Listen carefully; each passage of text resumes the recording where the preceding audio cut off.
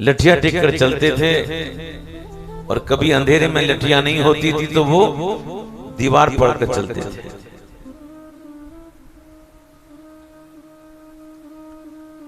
एक दिन दीवार पढ़ के चल रहे थे,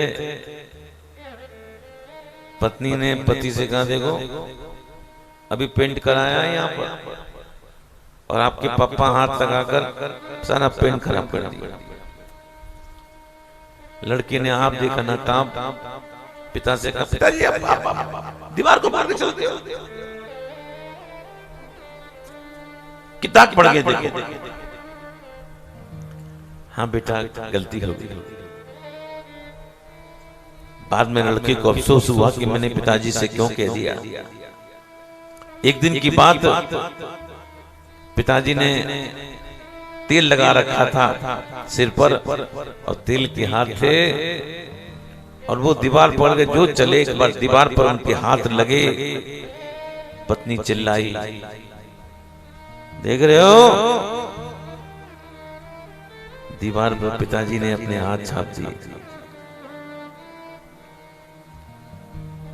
पिता बेचारा डंडा लेकर कमरे तक पहुंचा। समय बीता। कहते हैं जब वो पिता नहीं रहे तो उस लड़के का लड़का, पेंट करने वाले आए घर में दीपावली पर। पत्नी ने कहा सब साफ करो, पहुंच। तो लड़के ने कहा, मां ये दादाजी के हाथ हैं। ए पेंट करने वाले, इतनी जगह छोड़ दो, कम से कम हमको दादाजी के हाथ के दर्शन तो होते रहेंगे। और उस स्थान को छोड़ दिया जहां दादाजी के हाथ लगे हुए थे। ये तो मंदिर है हमारा। जब समय बीता, उसका पिता जब बूढ़ा हुआ, और जब वो लठिया लेकर चल रहा था, अचानक लठिया हाथ से गिरी। जैसे गिरने को हुआ, वैसे उसका बच्चा आया, पकड़ लिया। अरे पापा मुझे बुला लिया होता, गिर जाते ना।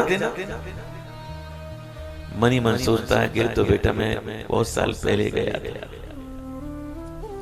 आज उसको एहसास होता है, अगर मेरा बेटा भी मेरे जैसे करता तो मैं क्या सोचता। बंधुओं, बच्चे वही करते हैं जो बड़ों को करते हुए देखते हैं। तुम बुजुर्गों का सम्मान करोगे, आपके बुजुर्ग आपका सम्मान करेंगे ही। पुत्र, वृक्षों से आवाज आई पुत्र, वृक्षों से आवाज आई माने किसी सुनसान जगह पर बोलोगे तो आवाज इको होती है। पुत्र, मानो वृक्ष कहते हैं, व्यास जी आपने तो केवल एक पुत्र पैदा किया है, हमने तो हजारों पुत्र पैदा किए हैं। किसके रूप में?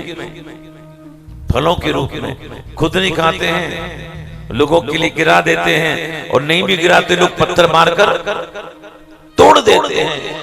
ऐसे पुत्र संसार की भलाई के लिए आया है, इसे रोको मत, इसको रोको मत, इसको जाने दो। जो सब में प्रवेश कर रहे हैं, ऐसे शुभ को हम लोग प्रणाम करते हैं।